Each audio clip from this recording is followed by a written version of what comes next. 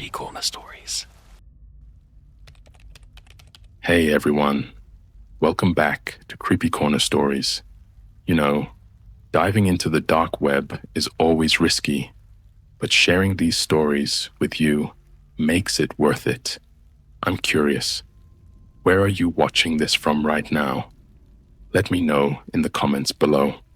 I've noticed that these kinds of stories hit differently depending on where you are. It might even make the experience a little creepier. So, tell me, are you watching from the safety of your home or somewhere less secure?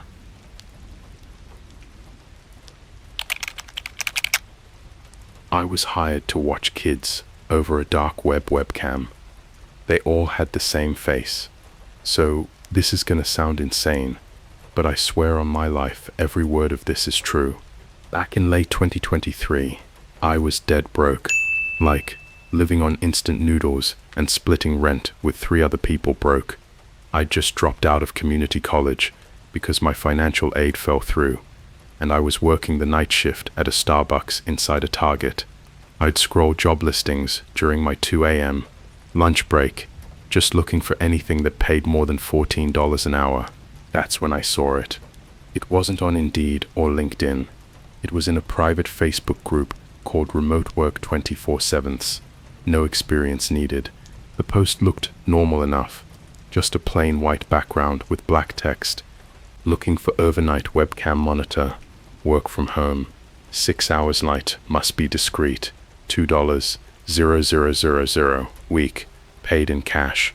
The link took me to some sketchy-looking application form hosted on a site I'd never heard of, but the pay made me ignore every red flag. I filled it out, and within an hour, I got a reply. The email didn't even have a sender name, just an address like h7f32xz@protonmail.com. It said, "You've been accepted. Your shift starts tonight at midnight. Log into the portal below. Do not speak to the children. Do not close the tab. Keep your webcam on at all times." Attached was a link. I clicked it, and my browser screamed at me about unsecure connection stuff. I clicked proceed anyway. That's when I realized this wasn't the normal internet. The URL ended in Ochian. I'd just walked straight into the deep web without even realizing. The portal was just a black screen with one big box in the middle, kind of like an old Zoom call layout. At 12 o'clock on the dot, the feed flickered on. It showed a bedroom, plain white walls, a twin bed, a small desk with nothing on it except a glass of water. Sitting on the bed was a little girl, maybe 8 years old, wearing blue pajamas. She was just staring at the camera. No blinking, no fidgeting. I figured maybe she was shy, so I gave a little awkward wave. Then I remembered the rule. Do not speak to the children. So I sat there, and she sat there. An hour went by. My eyelids were getting heavy. Then without moving her mouth, she smiled. Not a normal smile. The corners of her mouth pulled way too far back, like someone was dragging her skin from behind. Her teeth were small and perfectly even, but they didn't look like a kid's teeth. They were like tiny adult teeth, each one sharp at the edges. I was so freaked out, I almost closed the tab. But then I thought about the $2,000. At 1:17 a.m., the feed glitched. The screen went to static for maybe 2 seconds, and when it came back, there were 2 kids, same blue pajamas, same face, sitting perfectly still, side by side. My stomach dropped. At 1:52, the feed glitched again. 3 kids, same face, none of them blinking. I tried checking the chat feature. Nothing, just a little system message in red text. Keep watching. Do not interfere. By 3 a.m., there were 6 of them, all identical, all just sitting there, staring at me. Then one of them moved, not like shifting in place. She slid off the bed without bending her knees or using her arms, like gravity didn't apply. She crawled toward the camera, face never breaking eye contact. The other 5 stayed frozen. The closer she got, the more the image warped, like the webcam couldn't handle her being that close. Her face stretched, her eyes getting bigger and blacker. When her head filled the screen, the feed cut to black. In the darkness, I swear I heard a whisper through my laptop speakers, "Now we watch you." And my webcam light turned on. The night after the "Now we watch you" whisper, I didn't even open the portal link. I told myself I was done with the job, money or not. But around midnight, my phone buzzed. Unknown number. No profile picture, just gray default icon. The text said, "You left your shift early. This is not allowed." I didn't reply. 30 seconds later, check your window. I live on the 3rd floor of a crappy apartment building in downtown Cleveland, above a McDonald's. My bedroom window faces the parking lot. I pulled back the blinds and froze. Down in the dim yellow glow of the streetlight was a little girl in blue pajamas, standing perfectly still, head tilted way too far to the side, looking straight up at me. And her face, it was the exact same face from the feed, the same frozen eyes, that smile that looked carved into her skin. I closed the blinds so hard they rattled, sat back on my bed, trying to convince myself it was a prank. Then my phone buzzed again. "Don't turn around." That's when I realized the window wasn't behind me. The closet was. The closet door was shut, but not all the way. Just enough for darkness to seep through the crack. And from that darkness, I could hear breathing. It wasn't fast or heavy. It was slow, deep, and wet sounding. I didn't move for a full minute.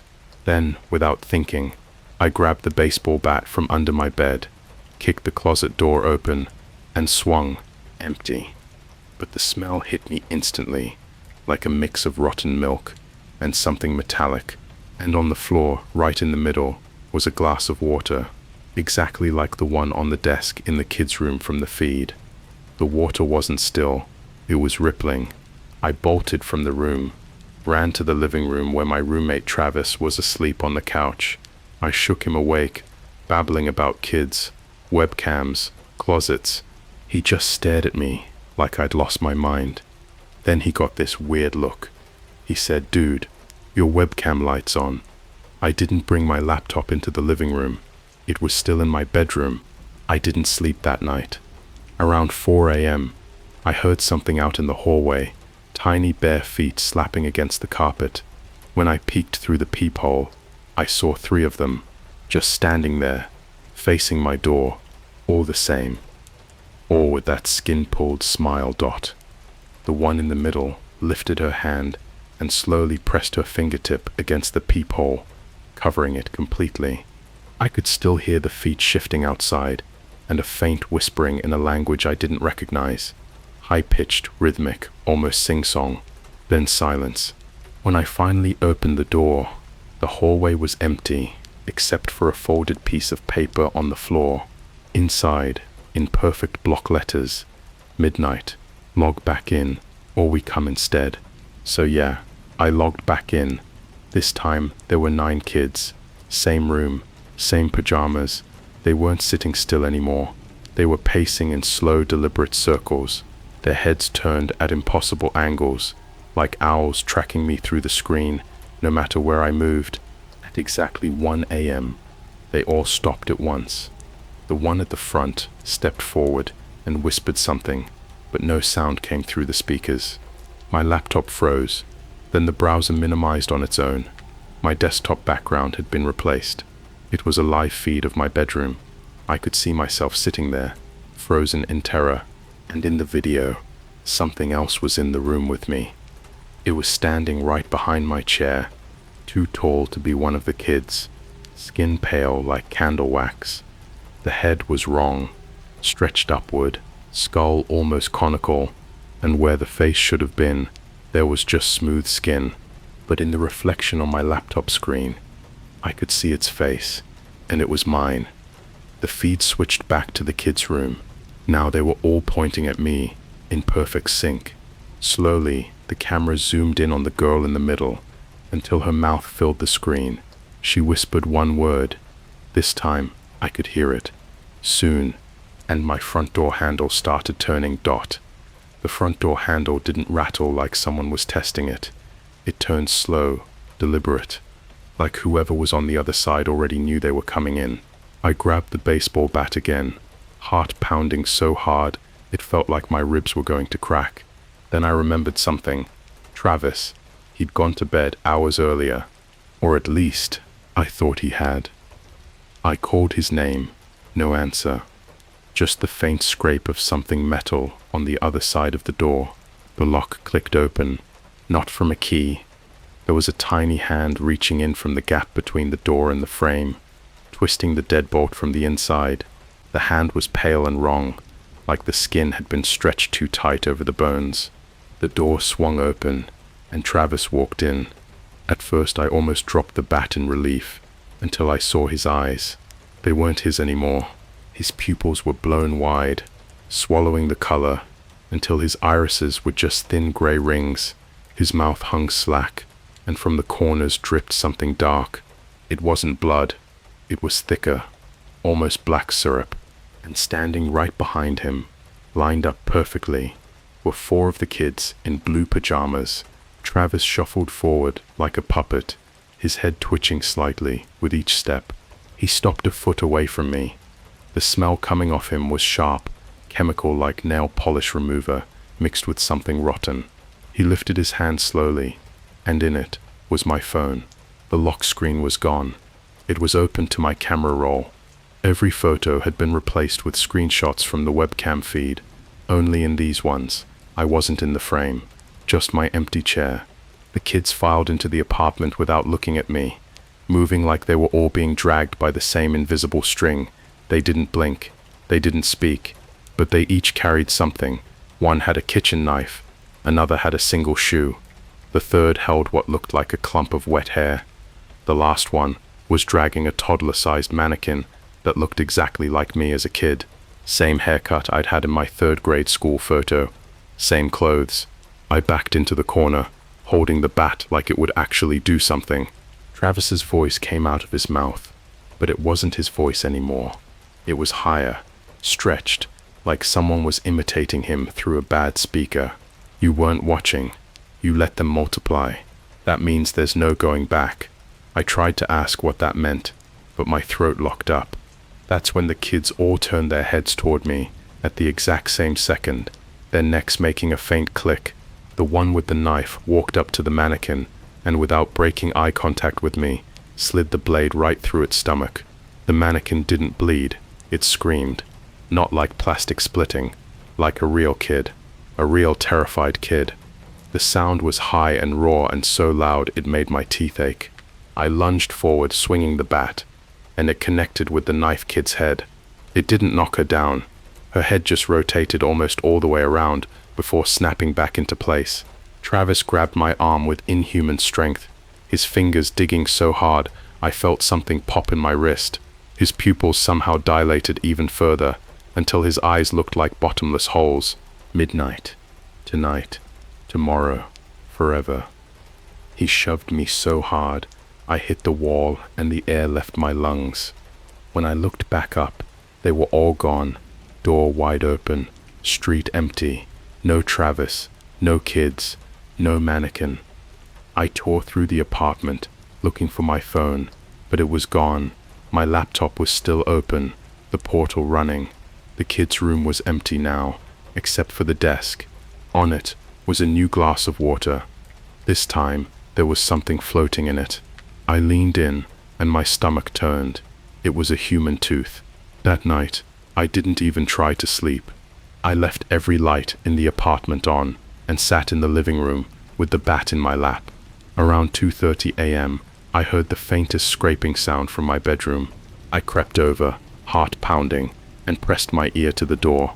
The scraping was coming from my laptop, like someone dragging their nails across the microphone. I opened the door, and the laptop camera light was on again. The screen showed the kids' room, but the feed was different. More high definition, like someone upgraded my connection. I could see every pore on their faces, every hair on their heads, and behind them, in the shadows, was me. Not me now, me at 8 years old, Same haircut as the mannequin, same clothes, standing perfectly still, eyes locked on mine through the screen. The child version of me smiled slowly, and in a voice that was definitely mine, but warped and stretched. "Come home." The kid version of me, on the feed, didn't move for a full 30 seconds. Then, without breaking eye contact, he stepped forward. The other kids didn't follow. They just stood behind him, like a wall of mannequins, their two wide smiles frozen in place. As he got closer to the camera, the perspective warped. His head seemed too big for his body, his limbs slightly out of sync with his steps, like his joints weren't connected right. When his face filled the frame, I realized something was moving under his skin. Not muscle, not bone, something else. Small, fast shapes darting beneath the surface, like insects trapped in wax. He tilted his head and whispered again, "Come home." This time, when he said it, the lights in my apartment flickered. Every bulb, even my phone screen, lit up from across the room. Though it had been dead for days, I backed out of the bedroom and slammed the door, but the whisper followed me, echoing from inside the walls, like the drywall itself was breathing the word back at me. Then my laptop speakers blasted with static so loud I thought they'd blown. Underneath the hiss, I could just barely make out voices. Not one voice, dozens, hundreds, kids, adults, old, young, all repeating the same thing in different tones, different languages. "Come home, come home, come home." I grabbed the power cord and yanked it from the wall. The static didn't stop. That's when the floorboards in the hallway started to creak. The sound was slow, like someone barefoot was dragging themselves toward the living room. I turned my head and saw Travis, or what was left of him. His body was bent at wrong angles, like every joint had been dislocated. His jaw hung open too far, the skin around it split and stretched. His eyes were gone. In their place were two perfect, round, wet holes. From each hole, something moved. Pale, finger-sized things wriggling forward, curling at the ends like they were smelling the air. And behind him, crawling on all fours, were the kids. But their faces weren't theirs anymore. They were all my face, my adult face, my exact expression of panic, reflected back at me a dozen times. I stumbled backwards toward the front door, but it wouldn't open. The deadbolt wasn't even locked. Something on the other side was holding it shut. Travis lurched closer, each step making a wet, tearing sound like meat being pulled apart. He stopped in the middle of the room and tilted his head straight up, mouth gaping open until it split wider than his ears. From his throat came a sound that didn't belong in this world, like a baby crying and an old man screaming, layered over each other. The kids stopped crawling and turned their heads toward the sound, like it was a signal. Then they all ran, not at me, into the walls.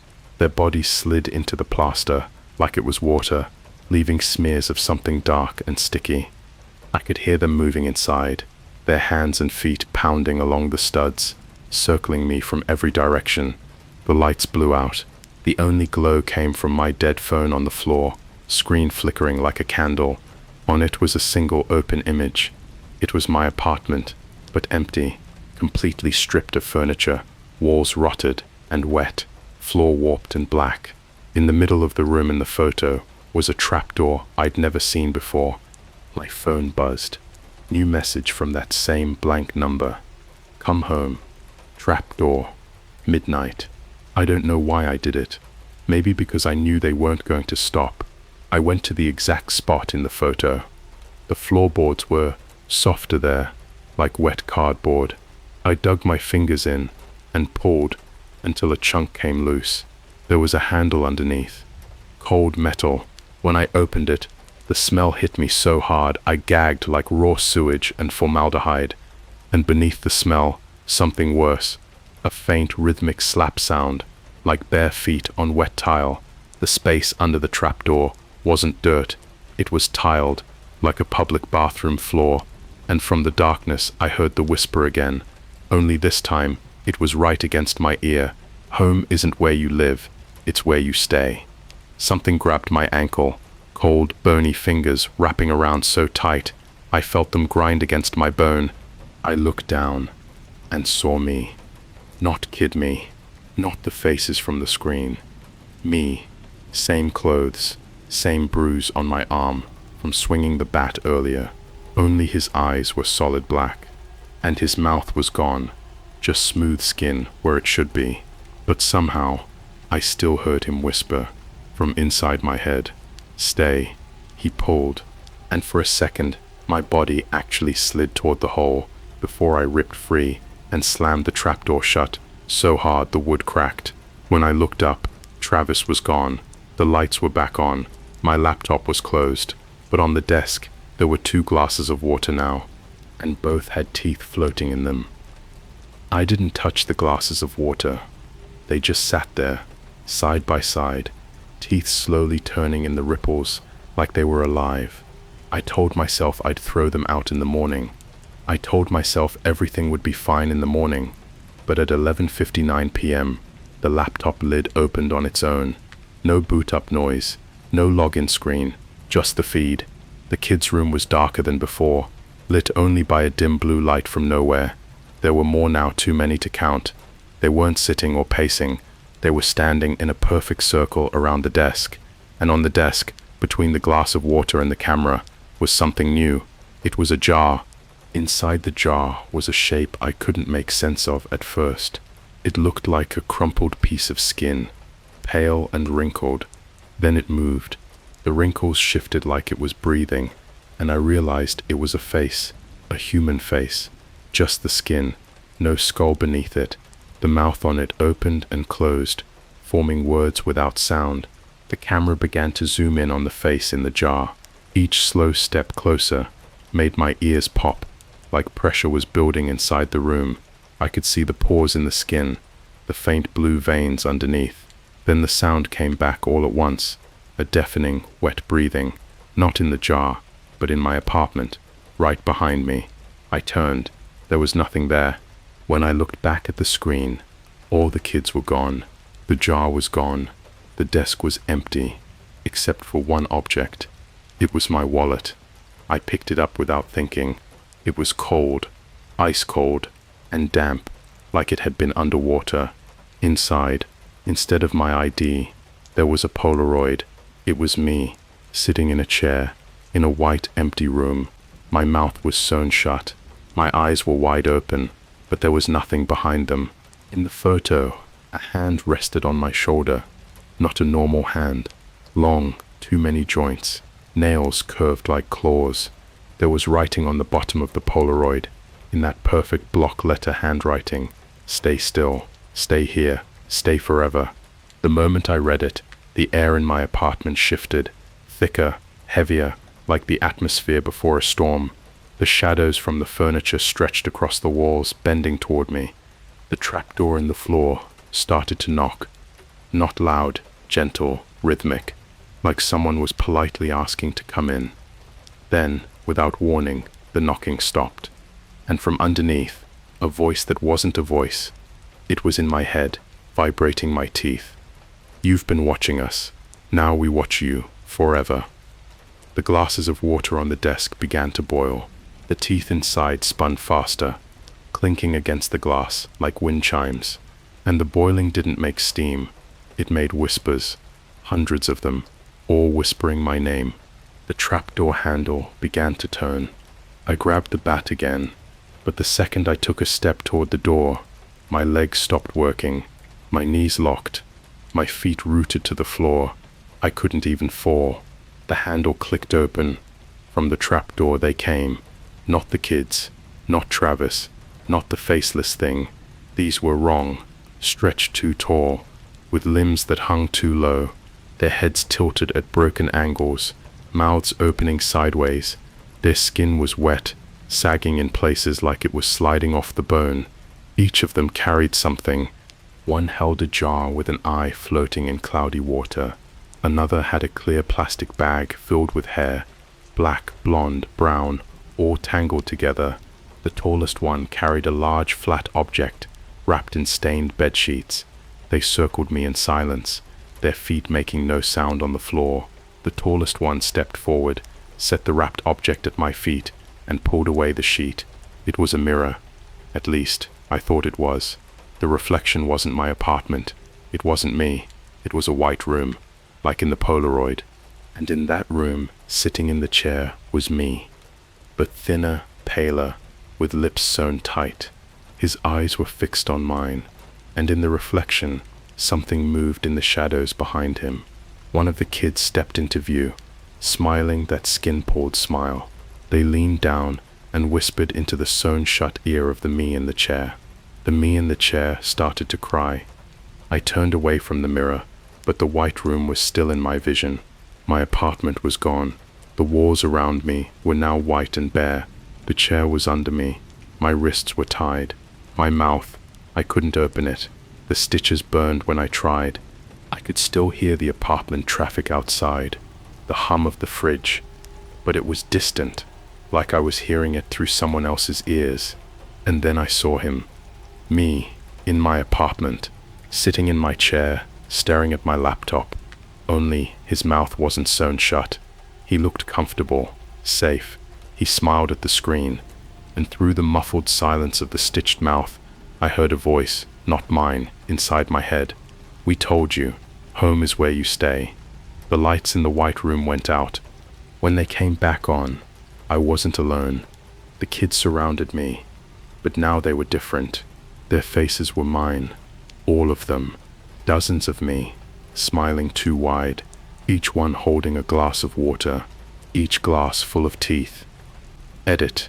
If anyone reads this, don't take the job. Don't click the link. Once you've seen them, you can't unsee them. And once they invite you home, you never leave.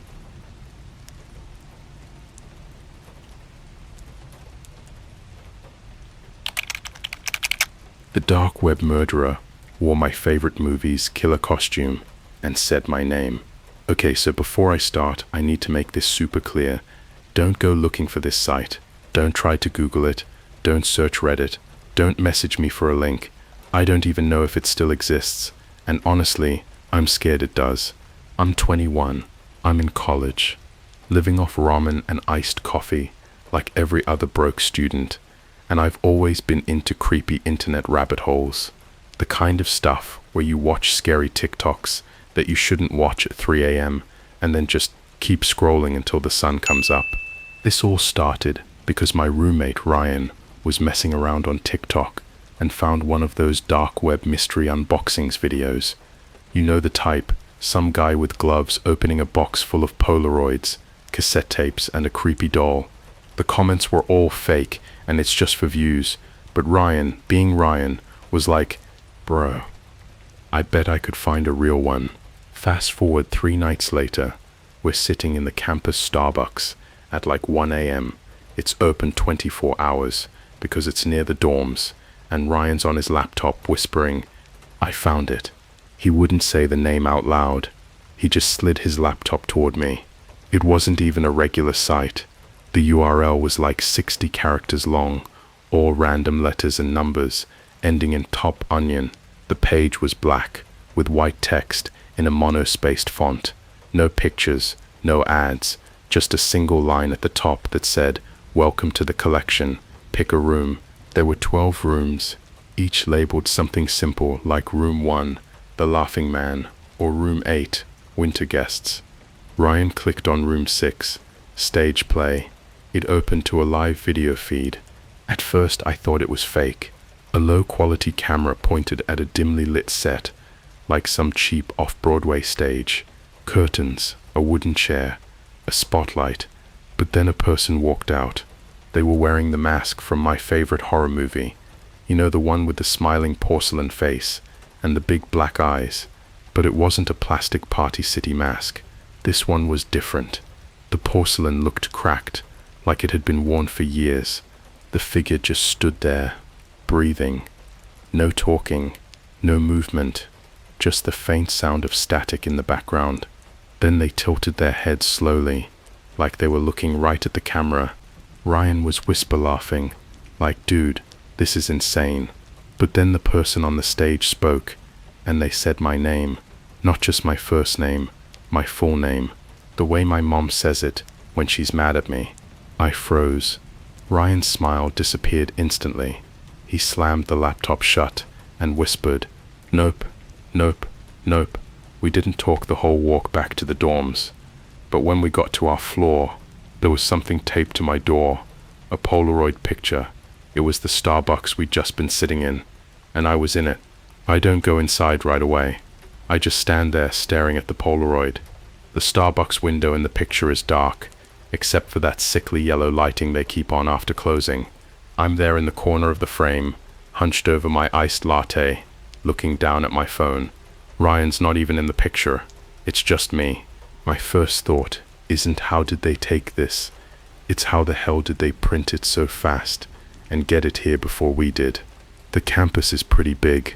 Even if someone followed us, they'd have to beat us up 4 flights of stairs, past the security desk, and into the dorm hallway without anyone seeing. Ryan mumbles something like, "Bro, let's just go inside." We lock the door, draw the blinds, and sit on opposite ends of the room, like we're trying not to breathe too loud. That's when Ryan's laptop makes a sound. It's a notification, but not from any app he has. The whole screen goes black, and white text starts typing itself out like someone's controlling it remotely. "Do not close the window this time." Ryan just stares at me, whispering, "They shouldn't even know my IP. I used a VPN." The text keeps appearing. "Your friend likes masks. You like Starbucks. I like you." My stomach drops. The cursor blinks for a few seconds. Then more text. "Room 6 is not over. Come back." Against every instinct in my body, Ryan clicks. The feed is still live. Same stage, same chair, same cracked porcelain mask. Only this time, there's someone else there. It's a man, maybe mid-30s. He's tied to the chair with thick duct tape. His eyes are swollen, like he's been crying for hours. There's a gag in his mouth, and his head keeps twitching like he's trying to shake it loose. The masked figure is pacing in slow circles around him, dragging something across the wooden floor. At first I think it's a pipe or a metal pole. Then they step into the light, and I see it's a crowbar. The man tries to scream through the gag. The masked figure tilts their head, not to look at him, but to look straight into the camera, and they say my name again. Only this time, they add my address. I almost throw up right there. Ryan slams the laptop shut again, but we hear it. Through the thin dorm walls, from somewhere in the building, a loud metallic bang. Once, twice, then dragging, like the sound from the live stream. Ryan grabs his baseball bat. But before we can do anything, the hallway goes dark. Not just the hallway, the entire floor. The hum of the vending machine stops. The emergency exit light flickers once and dies. We're frozen in the dark. Then, footsteps, slow, heavy, from the far end of the hallway, getting closer. I press my ear to the door. Ryan's breathing so loud, I have to nudge him to stop. The footsteps stop right outside. There's a pause. Then, scratch, scratch, scratch. 3 slow drags of something sharp against our door.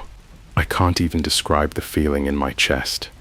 It's like my ribs are too tight for my lungs. I grab my phone to call campus security, but my lock screen's been changed. It's the Starbucks Polaroid. Only this time, I'm not alone in the picture. Behind me, blurry but obvious, is the porcelain mask. The moment I see that Polaroid on my lock screen, I drop my phone like it's burning my hand. Ryan's whispering, "Dude, we need to get the hell out of here." But where? The footsteps outside aren't moving anymore. Whoever, whatever, is out there is just waiting. Ryan cracks the blinds to check outside. There's nothing but the dark courtyard and the faint orange glow of the parking lot lights. But he swears he saw movement, something standing perfectly still by the bike racks, like it knew we'd be looking. We decide to go for the stairs on the other side of the building. I grab my phone. It's still showing the picture, and the time's wrong. It says 4:06 a.m., even though it's only around 1:30. The hallway is pitch black. The only light is the soft green glow of the exit sign at the far end. Halfway down the hall, Ryan freezes. He's staring at one of the other dorm doors. There's something wet seeping out from underneath it. Thick, dark, and slow. At first I think it's water from a busted pipe, but then the smell hits. Iron.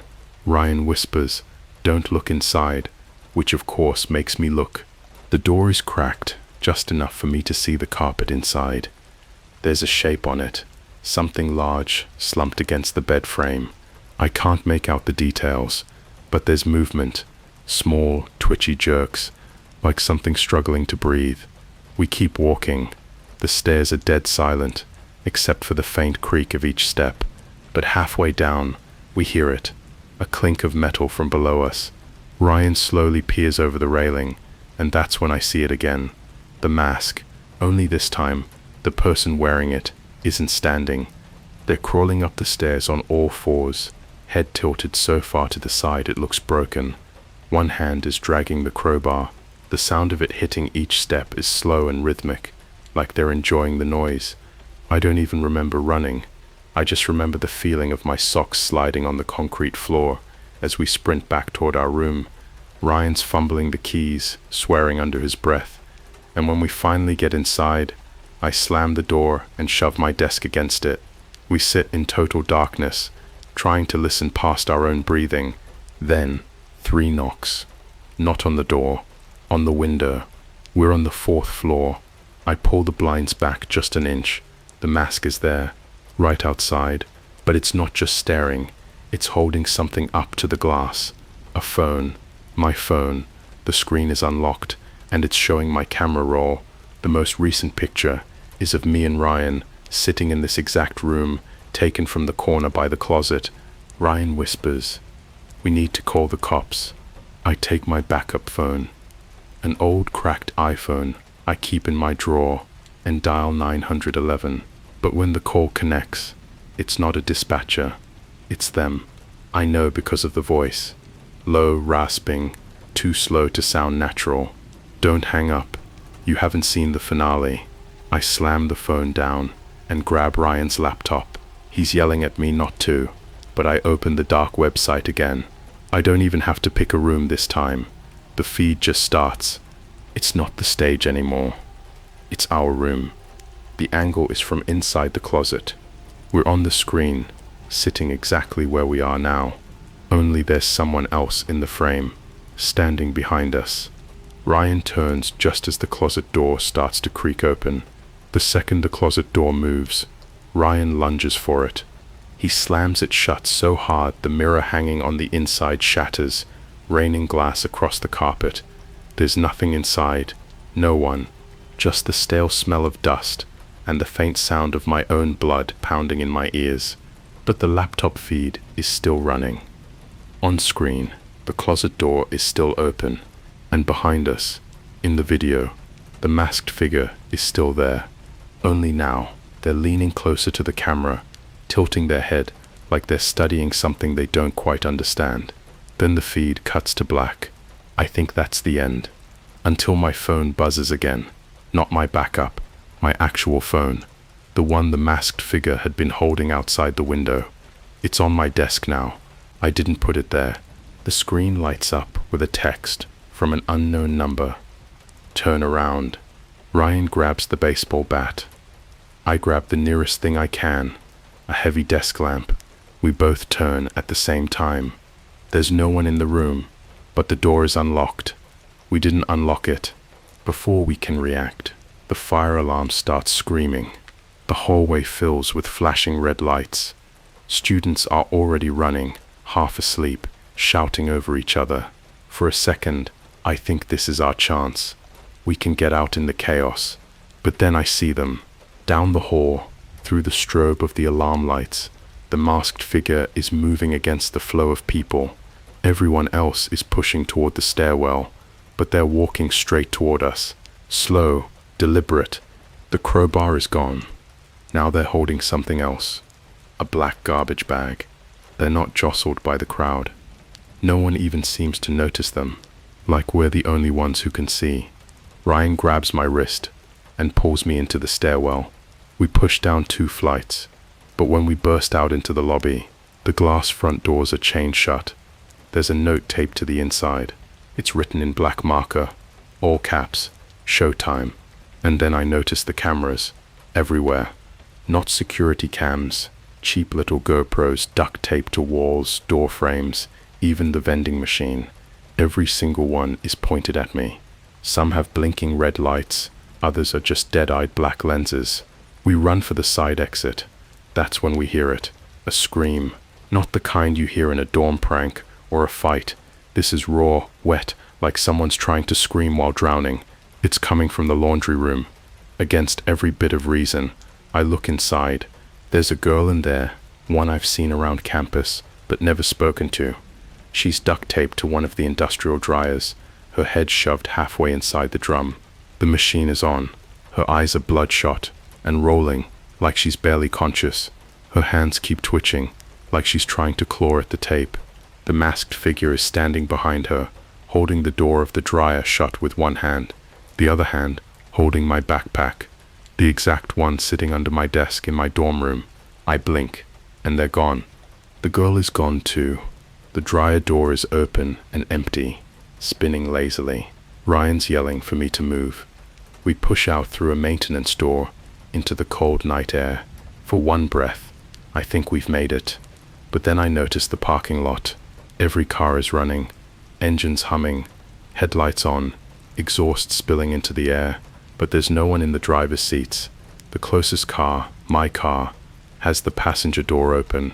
Inside, on the seat, is a pile of Polaroids. They're all of me. Different places, different days. Some I don't even remember being in, like one of me eating alone at a McDonald's in another state. And then there's one that makes my stomach flip. It's me asleep in my bed, but in the bottom corner of the frame, almost out of focus, is the porcelain mask. The eyes behind it aren't looking at me. They're looking at whoever's taking the picture. Ryan is gone. Not ran off into the night gone. Not I lost him in the crowd gone. Gone like he was there, holding my arm. And then I blinked, and my hand was empty. I'm standing in the middle of the parking lot. Every car is still idling, exhaust rolling into the cold air. The Polaroids in my lap feel damp, like they've been sitting in the rain, but the ground around me is dry. Then the sound starts. It's not an engine. It's not the alarm. It's applause, faint at first, like it's coming from far away, but then swelling, until it's all I can hear. Clapping, whistling, even laughter. It's not a happy sound. It's jagged, broken, like each cheer is from a different room, a different person, all smashed together. I look up, and the dorm windows are full of faces. Every single window. Students I know, strangers I've never seen, old people, kids, all just standing there, hands pressed to the glass, smiling like they're watching their favorite show. Some of them are holding phones, others are holding Polaroids. All of them are looking at me. The fire alarm stops. The engines stop. The air goes dead silent, except for one sound, the click of a door unlocking. It's coming from the basement entrance, the one no one ever uses. I don't want to go down there, but I can feel it. That pull you get in nightmares where you're walking into something you know is going to kill you, but you can't stop. The basement smells like wet cement, and something sharp like bleach mixed with rust. There's only one light bulb, swinging slowly, casting shadows that keep stretching wrong. In the middle of the floor is a chair. Ryan is in it. At least, I think it's Ryan. His face is covered in duct tape, but I recognize his hoodie. His hands are bound to the armrests with zip ties, so tight his fingers are purple. The masked figure is standing behind him. Only now, the mask isn't cracked. It's perfect, new, almost shining. They rest a hand on Ryan's shoulder and tilt their head at me, like they're inviting me to come closer. When I don't move, they point to something on the floor. It's a camera. One of those old VHS ones you have to hold on your shoulder. The red light is already on. The masked figure picks it up and aims it at me. Then, in that same slow, broken voice I heard on the phone, they say, Your turn. I can't explain why, but I know exactly what they mean. I'm supposed to kill him. I shake my head, backing toward the stairs, but they step forward, faster than they've ever moved before, and shove something into my hand. It's a box cutter. The blade is already out. Ryan starts thrashing, making this horrible wet choking sound under the tape. His eyes are wide, darting between me and the masked figure. The clapping starts again, louder now. Now it's coming from the walls, the ceiling, the floor, like the whole building is alive and it's excited. I throw the box cutter down and bolt for the stairs, but when I get to the top, I'm not in the dorm anymore. I'm on the stage, the same wooden chair, the same spotlight. The masked figure is still there, but now they're sitting in the audience, along with rows and rows of faceless people. All of them are holding Polaroids, waving them in the air like tickets. On the chair in the spotlight is Ryan, still bound, still taped, still making that sound. A voice booms from somewhere I can't see. We open with the star. The audience starts chanting my name. The masked figure stands, steps onto the stage, and puts their arm around me like we're old friends. Then they hand me something. It's not the box cutter. It's my favorite movie's DVD. The one with the killer they're dressed as. The case is open, but instead of the disc, there's a Polaroid inside. It's me, on stage, holding the box cutter. Only in the picture. Ryan's not in the chair. I am. The crowd roars. The masked figure leans down, puts their mouth right next to my ear, and whispers, "We've been filming you your whole life." The lights go out. When they come back on, the stage is empty. No Ryan, no crowd, no mask, just me, standing in the middle, holding the Polaroid. Somewhere in the dark, the applause starts again, and I realize it's not coming from the audience, it's coming from behind me.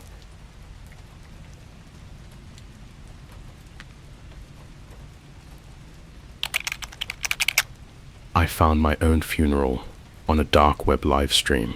Okay, so I know this is gonna sound fake, like one of those creepy TikTok my friend saw this stories, or something a YouTuber would tell with creepy stock footage in the background, but this happened to me last week, and I still haven't slept a full night since. I'm just gonna start from the top. It was a Tuesday night, around 2 a.m. I couldn't sleep, and I'd been watching random YouTube horror channels. You know, the ones animated creepy stories with those weirdly calm narrators. After a few of those, my brain went, I wonder if the deep web is actually as crazy as they say. Bad idea. I've always been curious, not in the buy illegal stuff way, but in the what's really out there way. I'd read all the Reddit threads about don't go there, and you'll see things you can't unsee. But that just made me more interested, so I downloaded Tor. It's stupidly easy, by the way. I thought it would be some hacker level thing, but it's literally a couple of clicks. And once you're in, the sites look ancient, like GeoCities from the early 2000s. Most were just boring forums, old marketplaces, dead links, but after an hour of clicking around, I found something called The Last Broadcast. The page was black, with white text in the middle. All farewells deserve an audience. No menus, no ads, just a button that said enter. When I clicked it, a grainy live stream popped up. It looked like CCTV footage, overhead, slightly tilted, in black and white. At first I thought it was a church. There were flowers, candles, a casket in the center. People in black suits sitting in the pews. The camera never moved, no sound, just that faint static hiss you get from old film. I watched for maybe 30 seconds before something hit me. The guy in the casket looked exactly like me. And not just haha, we kinda look alike. Exactly. I mean exactly. Same haircut, same hoodie I was wearing right now, same little scar under my left eye from when I fell off my bike in 7th grade. I literally laughed out loud, but it wasn't a funny laugh. It was the I'm freaking out but pretending I'm not kind of laugh. I grabbed my phone, snapped a picture of the screen, and zoomed in. My hands were shaking so bad I almost dropped it, because the timestamp in the corner was tomorrow's date, And here's the thing that keeps screwing with my head. While I was staring at the stream, the camera shifted. Not a glitch, not a cut. It tilted down, like someone holding it just leaned forward. And in that new angle, I could see my apartment keys on the casket lid. The same Spider-Man keychain I've had since high school. I didn't sleep at all after that. But the worst part, when I checked my phone in the morning, the screenshot I took was just black, like there was never a live stream at all. Edit 1. I'm not sure if I should check the site again tonight or delete Tor completely. My curiosity's killing me, but I feel like someone might be expecting me to. By the next night, I was trying to convince myself I just hallucinated the whole thing. Sleep deprivation, too much creepy content, whatever. But deep down, I knew I wasn't making it up, because when I got home from work, there was an envelope taped to my apartment door. No return address, just my first name, written in thick black Sharpie. Inside, there was a Polaroid photo, not a printed photo, an actual Polaroid, like something out of the 90s. It was me, sitting at my desk, wearing the same clothes I had on right now. I didn't take it. I live alone. The angle, it was from my kitchen doorway, which means someone had to have been inside my apartment to take it. I didn't call the cops right away, not because I didn't want to, but because I knew what they'd say. No forced entry, no witness, no suspect. They'd make a report, tell me to get better locks, and that'd be the end of it. So I did the one thing I swore I wouldn't do again. I opened Tor. The last broadcast page was still there. Still just that one line. All farewells deserve an audience. When I clicked enter this time, it wasn't the church view. It was a different feed. My apartment. The camera was in the corner of my bedroom, high up, angled down at my bed. I could see myself lying there, scrolling through my phone.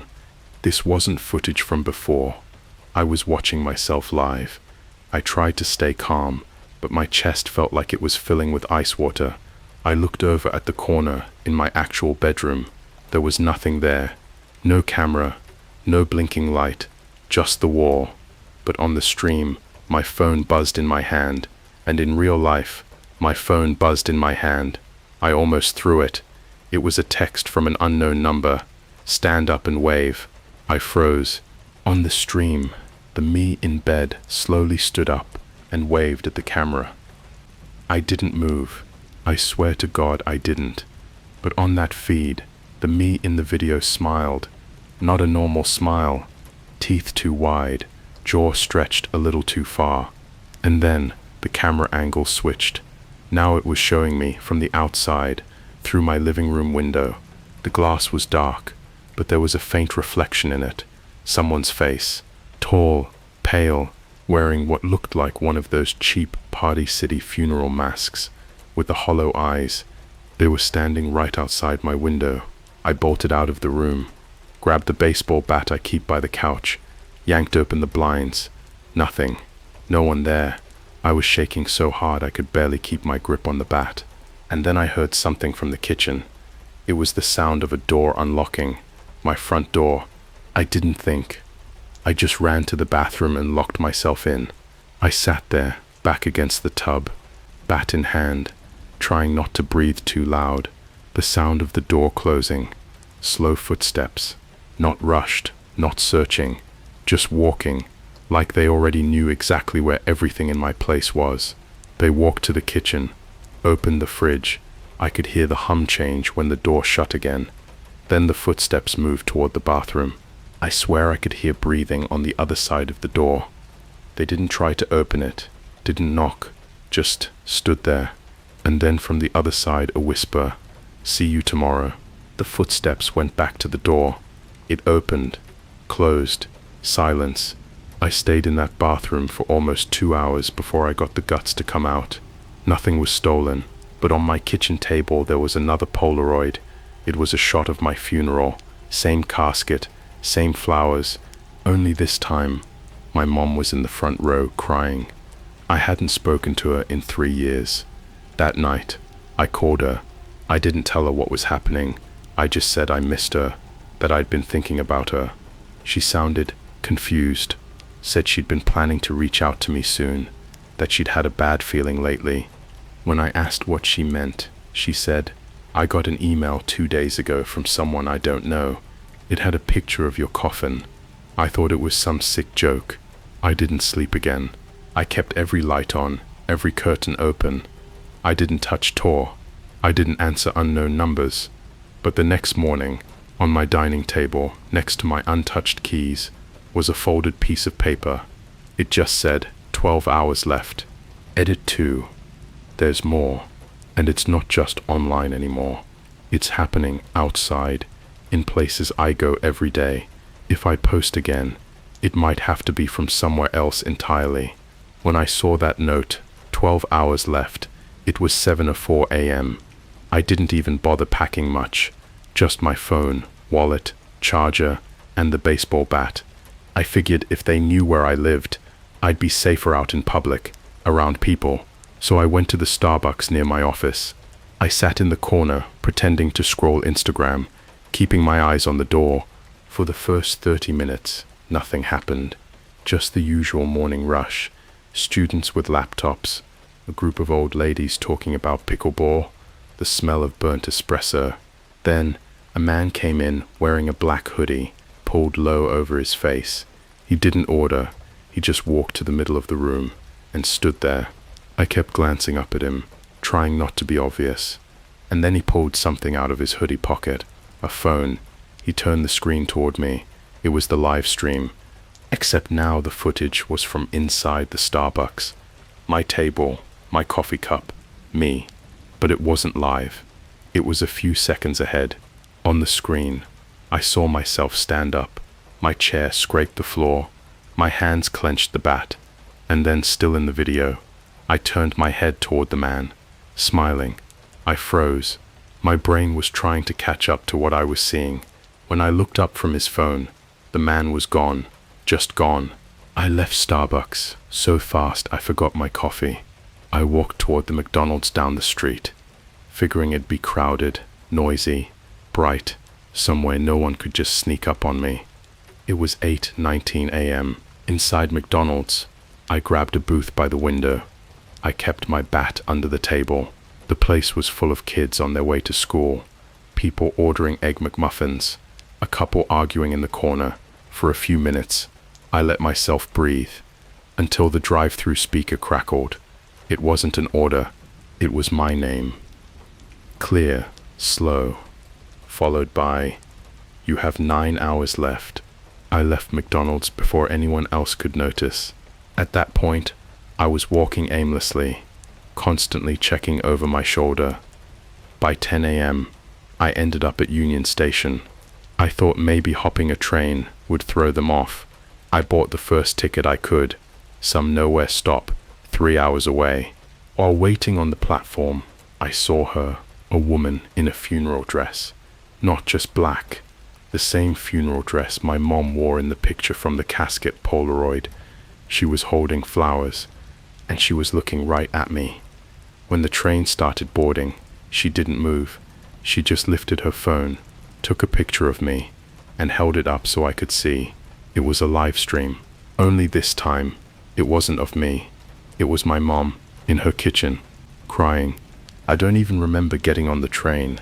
I sat in the very back, gripping the bat like my life depended on it. Halfway through the ride, my phone buzzed. Unknown number again. Check under your seat. I didn't want to, but I did. There was a white envelope taped there. Inside was a folded paper menu from McDonald's.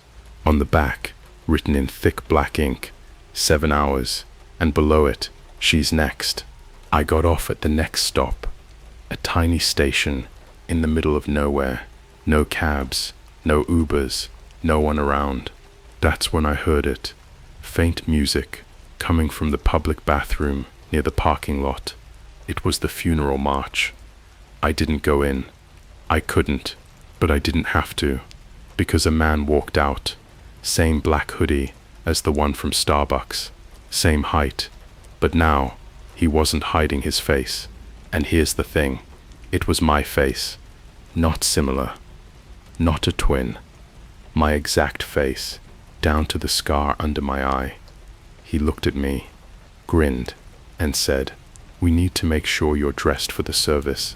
Then he pulled something from his hoodie pocket, a folded black suit, still warm. I ran. I didn't care where. I just ran until my chest burned. I ended up in some deserted stretch of road, with nothing but cornfields on both sides. I kept checking behind me, expecting him to follow, but there was no one. Until I looked ahead, there was a hearse parked on the side of the road, engine running, back door open. Inside, I could see the casket from the live stream, flowers, candles, everything. Only now, the lid was open, and I was lying in it, breathing. My phone buzzed again. 5 hours. Edit 3. I don't know if I can make it to tomorrow.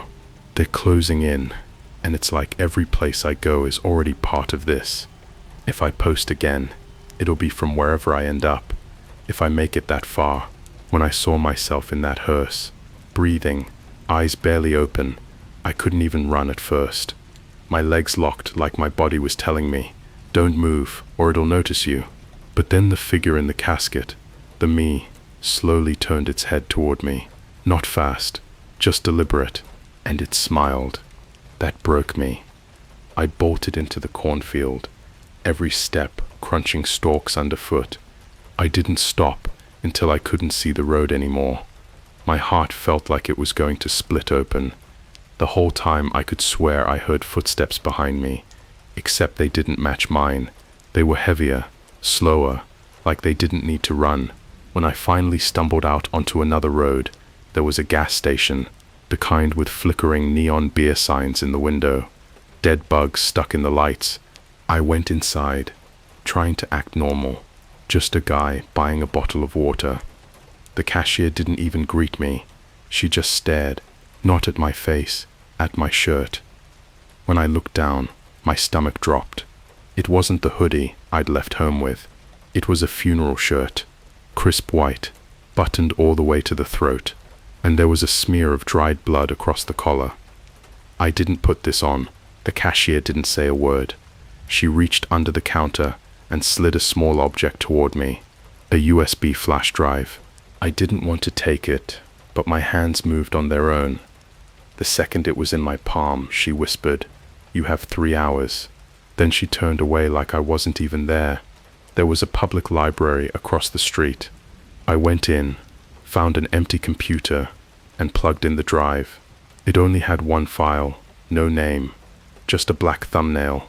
When I opened it, the video started playing automatically. It was security footage from a Walmart. I recognized it. It was the Walmart near my mom's house. The camera view was from the electronics section. A man in a funeral suit was walking down the aisle, dragging something heavy in a black tarp. It left a faint red smear behind. The man turned toward the camera. It was me. But the me in the video had no eyes, just 2 dark, empty sockets, and his mouth never closed.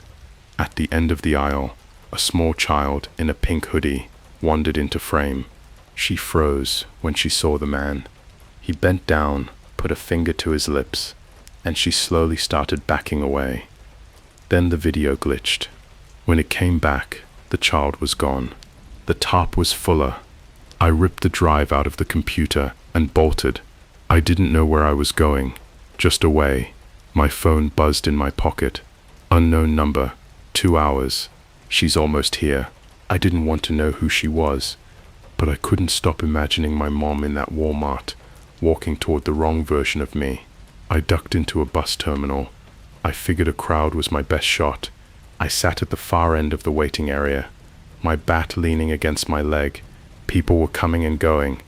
Everything felt normal until the PA system crackled on, and a voice, my voice, came over it. "Attention, will the deceased please come to gate 6? Every head in the place turned toward me. Some of them started smiling. I grabbed my bat and ran out the back exit into an alley. The moment I hit the open air, I knew I'd made a mistake.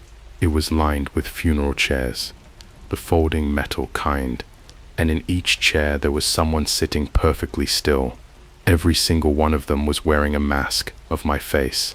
Some masks were pristine, some had cracks, some were missing parts, and they all turned toward me at the same time. At the far end of the alley, a figure stood under a streetlight, black dress, flowers in one hand, a phone in the other. She raised it, and the live stream began to play on the cracked screen. It was my funeral again, same casket, but now the church was this alley, the chairs, the masks, and my coffin wasn't closed anymore. I could see myself inside, eyes open, mouth moving. The audio finally kicked in. The me in the coffin was whispering, over and over, 1 hour left. I don't even remember running after that. Just flashes, the sound of a car door slamming somewhere, my own breathing in my ears, my phone buzzing non-stop in my pocket. By the time I stopped, I was in another part of the city. Somewhere industrial warehouses, empty parking lots, no people. My phone buzzed again. It was a picture, a live shot, of me, standing right there, taken from behind. Edit 4. I think the last hour is starting now. I can feel it. There's a van down the street with its lights off, and I swear I saw someone inside wearing my face. If there's a part 5, it'll either be my escape or the end. The van at the end of the street didn't move. No lights, no sound. I stood there staring, gripping the bat so tight my knuckles hurt. My breath kept fogging in the air, but there was no wind, just this heavy, unnatural stillness. Then the back doors of the van opened, not all the way, just enough for me to see inside. There was a coffin, mine.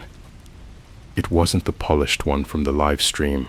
This one was raw wood, splintered at the edges, dark stains seeping into the grain, and there was something moving inside it, not like shifting in sleep, more like scratching, long, slow scratches.